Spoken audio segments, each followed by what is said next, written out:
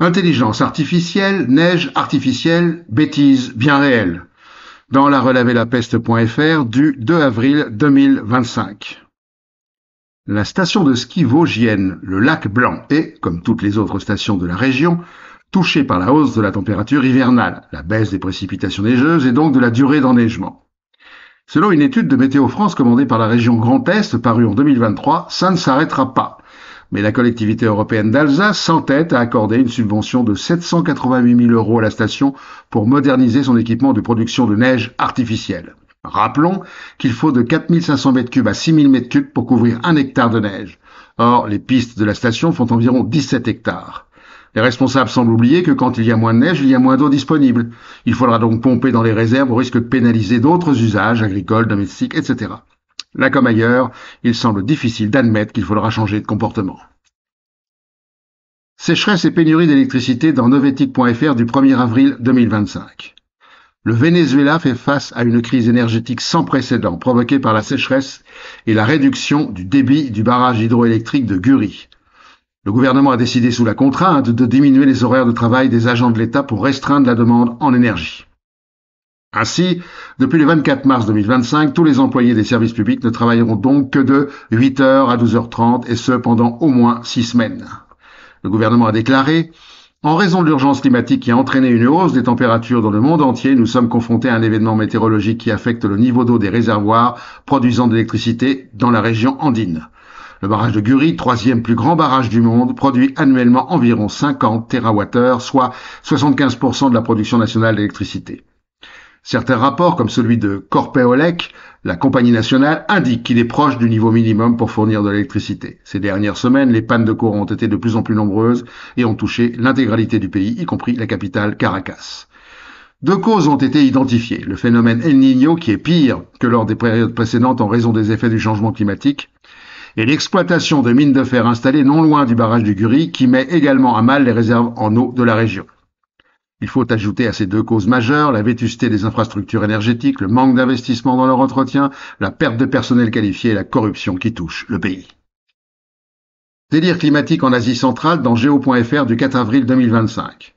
Une étude du World Weather Attribution du 4 avril 2025 montre qu'une vague de chaleur intense et inhabituelle a frappé l'Asie centrale en mars, mettant en péril les moissons et l'accès à l'eau dans une région largement rurale qui subit déjà les conséquences du réchauffement climatique. Au cours de ce mois de mars, les températures y étaient supérieures de jusqu'à 10 degrés Celsius par rapport à la moyenne pré-industrielle. L'étude a été réalisée dans les 5 pays d'Asie centrale, le Kazakhstan, le Kirghizstan, le Tadjikistan, le Turkménistan et l'Ouzbékistan. Maja Walberg, experte du Centre pour le climat de la Croix-Rouge et du Croissant-Rouge qui a participé à l'étude, souligne que c'est une vague de chaleur qui n'a pas fait les gros titres. Elle a lieu au printemps et dans une région qui n'est pas vraiment connue pour des vagues de chaleur écrasantes.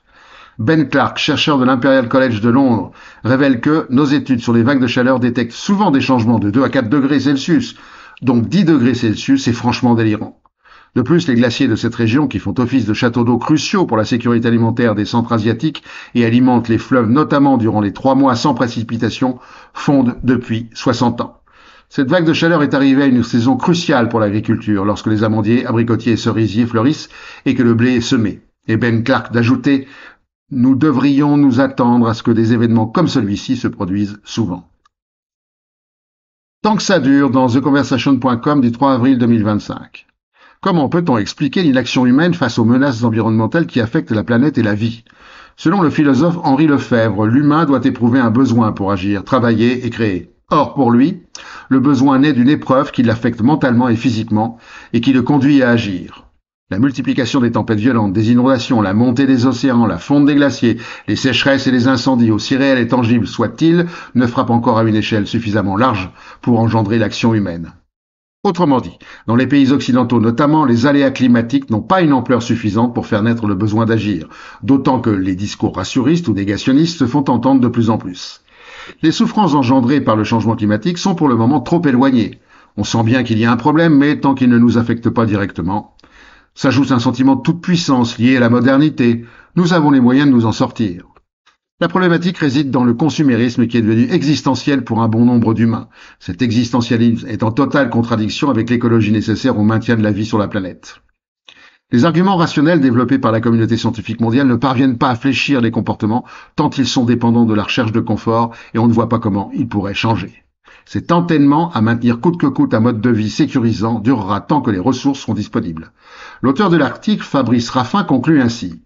La liberté et le confort qui libèrent le temps et le corps sont les biens les plus précieux de l'humain moderne occidental et de tous les non-occidentaux devenus modernes. Il est possible qu'il faille attendre que la menace climatique mette en péril cette liberté de façon palpable pour qu'il ressente le besoin de la défendre. Alors seulement, il pourra pleinement agir pour rééquilibrer son rapport à l'exploitation de l'environnement, s'il est encore temps. Les capacités d'adaptation du corps humain à la chaleur revues à la baisse dans goodplanet.info du 3 avril 2025.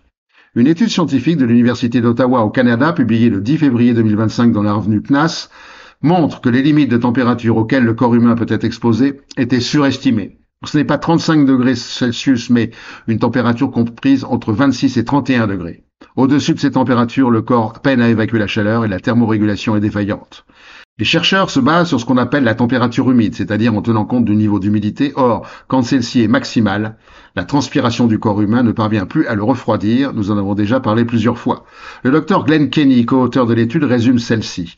Les conditions pour que les êtres humains puissent effectivement réguler la température de leur corps sont beaucoup plus basses que ce que suggéraient les modèles antérieurs. À partir de ces nouvelles données, de nombreuses régions du globe devraient rapidement atteindre des conditions de température et d'humidité trop élevées pour garantir la thermorégulation du corps humain. De plus, l'étude remet en cause la barrière de température suivant laquelle on détermine l'habitabilité d'une région.